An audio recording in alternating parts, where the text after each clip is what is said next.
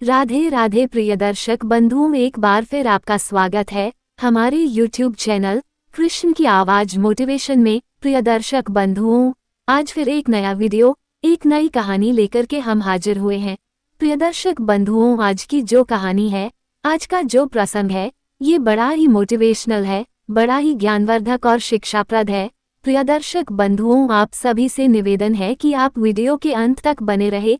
प्रिय दर्शकों, चिड़िया की शिव भक्ति और चिड़िया वाली बूई माँ की कहानी हम आप सभी को सुनने वाले हैं। यह एक सच्ची कहानी है। प्रिय दर्शकों, कौन है ये चिड़िया वाली बूई माँ? क्या है चिड़िया की कहानी? चलिए जानते हैं इस कहानी के माध्यम से, इस कथा के माध्यम से। एक बात और प्रिय दर्शक बंधुओं, अगर आप ये कहानी सुन रहे हैं तो पूरा सुनिए। इस कथा को आधा अधूरा छोड़कर जाने की गलती मत करिएगा, क्योंकि आधी अधूरी कहानी सुनने से आधा अधूरा ही ज्ञान प्राप्त होता है, जो जीवन में कभी काम नहीं आता। इसलिए पूरा और मन से सुनना, क्योंकि इस पवित्र कथा को आधा अधूरा छोड़ने से आपको पाप भी लग सकता है। इसीलिए इस कथा को पूरा सुनिए। आप शिव भक्त हैं तो भोलेनाथ का अनादर न करें। इससे पहले कि हम कहानी को शुरू करें, उससे पहले आप हमारे चैनल को सब्सक्राइब कर लीजिए और बेल आइकन को अवश्य दबाएं, जिससे हमारी हर आने वाले वीडियो का नोटिफिकेशन सबसे पहले आपको मिले। एक गौरैया पक्षी का जोड़ा बड़े से शिव मंदिर में उसके पास स्थित पेड़ पर रहा करता था, और उस शिव मंदिर में जब भी पूजा पाठ, सुबह शाम जब भी आरती होती, तब वह दोनों चिड़िया उस मंदिर पर आते और भगवान शिव की आराधना करने लगते हैं और घंटा घंटा बैठे महादेव की भक्ति में लीन रहते।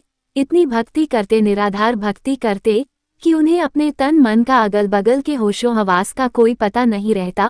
उन दोनों पक्षियों का रोज का यही नियम था। सुबह शाम जब भी मंदिर में घंटी बजती, आरती होती, तब ये पक्षी उस मंदिर में पहुंच जाते हैं और भगवान शिव की आराधना करने लगते, और उसके बाद अपने बच्चों के लिए और अपने लिए चारे पानी की व्यवस्था करते हैं। उन दोनों पक्षियों का, दोनों चिड़ियों का यही रोज का नियम था। प्रिय दर्शक बंधुओं, इस मंदिर के बगल में थोड़े ही दूर पर एक बूई माँ का घर था। उस बूई माँ की कोई संतान नहीं थी। उनके आगे पीछे देखरेख करने वाला कोई नहीं था। वह अकेले अपना जीवन व्यतीत कर रही थी, और उस बूई माँ को पक्षियों के प्रति बड़ा लगाव था। वह चिड़ियों को, पक्षियों को बहुत प्रेम किया करती थी। उनके लिए रोज नित्य प्रति अपने घर के छत पर पानी, दाने, ये सब चीज डाला करती थी। उस बूई माँ का यही काम रोज का था, और वह दोनों चिड़िया उस बूई माँ के छत पर आते हैं और आसानी से दाना चुगते, खाते पीते, और उसमें से कुछ अपने बच्चों के लिए अपने साथ ले जाते हैं। इसी तरह उनका जीवन व्यतीत हो रहा था। उस बूई माँ के कारण उन चिड़ियों का पेट भर रहा था, और साथ ही वह आराम से निश्चिंत भगवान शिव की आराधना कर पा रहे थे। अब इसी तरह दिन गुजर रहे थे। एक दिन की बात है, वह बूई माँ बीमार पड़ जाती है। वह अपने बिस्तर पर पड़ जाती है। उनका बहू बेटा तो कोई नहीं था जो उनका उपचार करता, उन्हें दवाई वगैरह लाता। अब बूई माँ बिना दवा के, इसी तरह बिना सेवा के बिस्तर पर पड़ी रहती है। अब वह अपने छत पर दाना पानी नहीं डाल पा रही थी। अब जब वह गौरैया पक्षी उस बूई माँ के छत पर दाना चुगने के लिए आते, तो वहाँ दाना पानी नहीं देखते हैं, तो वह सोचते हैं कि बूई माँ कहाँ चली गई, दाना पानी क्यों नहीं डाल रही है।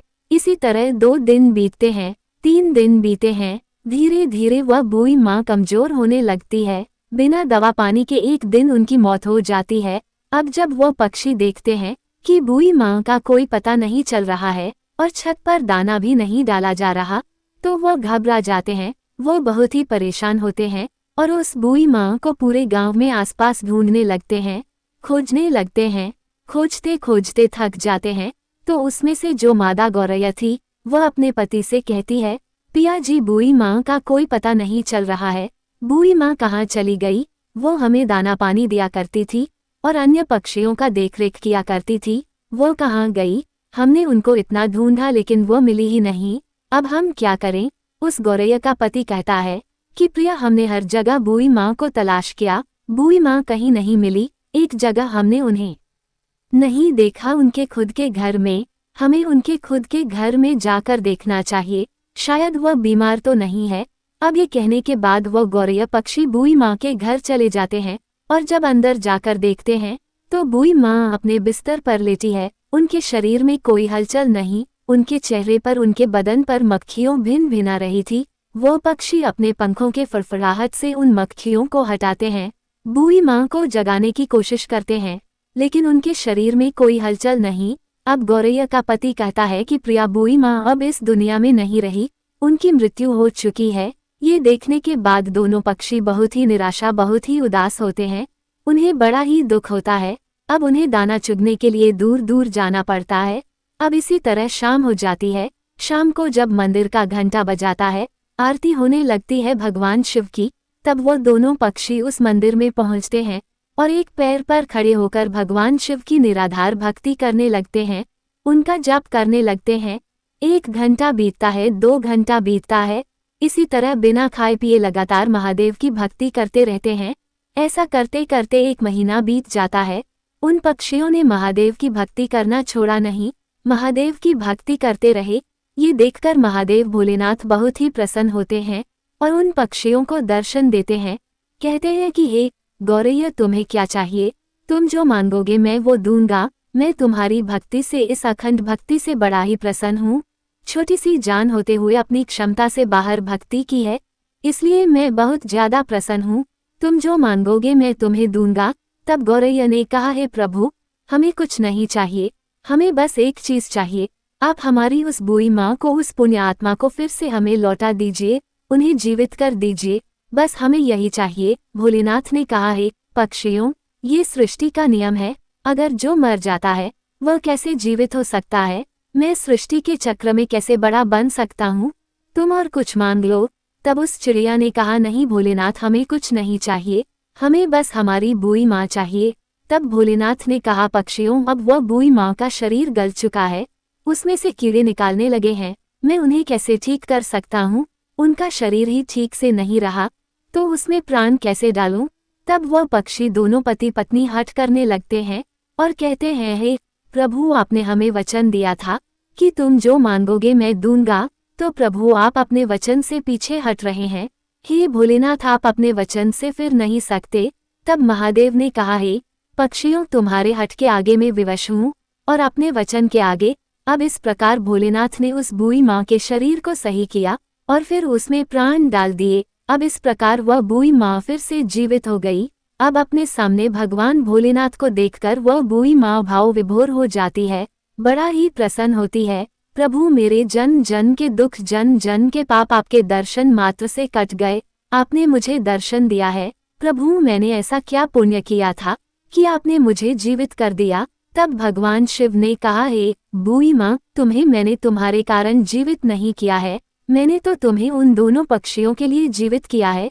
उन दोनों पक्षियों ने मेरी निराधार भक्ति की, दिन रात बिना अन्य पानी ग्रहण किए मेरी पूजा की, एक पैर पर खड़ा होकर मेरी आराधना की, इसी कारण मैंने उन्हें आशीर्वाद दिया। उन्हीं की वजह से तुम आज जीवित हो, इस धरती पर हो। वो पक्षी कोई और नहीं, जो तुम्हारा छत पर जो गौरैया पक्षी का जोड़ा रोज दाने चुगने आता है, उसी ने भक्ति की, उसी के कारण तुम आज जीवित हो। अब उस बूई माँ ने दंडवत प्रणाम किया और फिर भोलेनाथ वहां से अंतर ध्यान हो गए।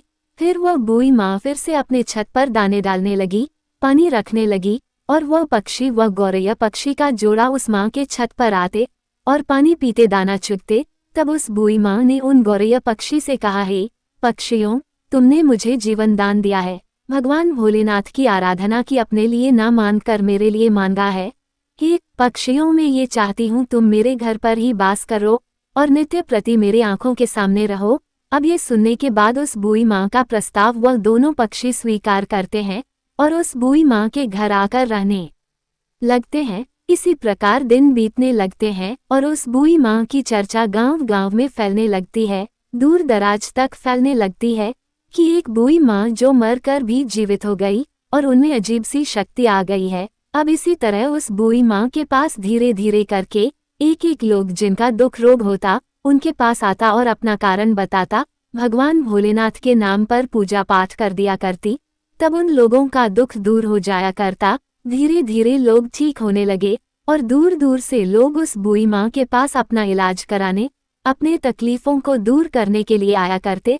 अब इसी प्रकार बहुत दिन हो जाते हैं और वह बूई माँ जीवित उसी स्थान पर, अपने उसी घर पर समाधि ले लेती है। आज इस समाधि स्थल पर उस बूई माँ का एक भव्य मंदिर है। वह मंदिर गुजरात में स्थित है। चिड़िया वाली माँ के नाम से वह मंदिर जाना जाता है। उस मंदिर पर आपको गौरैया पक्षी का जोड़ा हमेशा देखने को मिलेगा। प्रिय दर्शक बंधुओं, उस मंदिर की दूर दूर तक ख्याति है। लोग कहते हैं किसी भी व्यक्ति को कोई तकलीफ रहता है, कोई शारीरिक कष्ट रहता है, कोई रोग रहता है, तो वहां पर जाने पर, भक्ति करने पर, पूजा पाठ करने पर वह तकलीफ व रोग ठीक हो जाता है। प्रिय दर्शक बंधुओं, एक गौरैया पक्षी ने उस बूई माँ को कैसे अपने अखंड भक्ति से जीवित कर दिया। भोलेनाथ की कृपा से जीवित हो गई वह बूई माँ, लोगों का कल्याण करने लगी।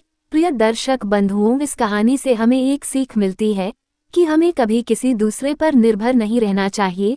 जब तक बूई माँ जीवित थी, वो दोनों पक्षी उस माँ पर आश्रित थे। उनके मरने के बाद वह पक्षी तिल मिलाने लगे कि हमें भोजन कहाँ से मिलेगा। अब इसी कारण उन्हें कष्ट होने लगा, क्योंकि उन्हें आदत नहीं थी दूर दराज से भोजन खोजने की। उन्हें रखा रखाया भोजन मिल जाया करता था। इसलिए कभी भी कठिन स्थिति आने पर हमें अपने आप को तैयार रखना चाहिए। हमें किसी अन्य के भरोसे नहीं रहना चाहिए। आज वह व्यक्ति मेरे लिए है, कल नहीं रहेगा, तो मैं अपने आप को कैसे संभाल लूंगा, ये सोचना चाहिए कि हम अगर भगवान का सच्चे मन से निराधार भक्ति करेंगे तो हमें उस भगवान का दर्शन जरूर होगा, तो हमारे पाप जरूर कटेंगे, हमारा दुख अवश्य दूर होगा। बस जरूरत है तो मन में सच्ची श्रद्धा की, सच्ची भक्ति की, जो उस गौरैया पक्षी ने किया। प्रियदर्शक बंधुओं, हमारी आज की कहानी यहाँ समाप्त होती है। हम उम्मीद करते हैं कि आपको हमारी आज की यह कहानी पसंद आई होगी और आप इसे ढेर सारी प्रेरणाएं लेंगे। प्रियदर्शक बंधुओं, यदि आपको हमारी कहानी पसंद आई हो तो प्लीज़ आप हमारे चैनल को सब्सक्राइब करें, लाइक करें और अच्छे अच्छे कमेंट किया करो। धन्यवाद।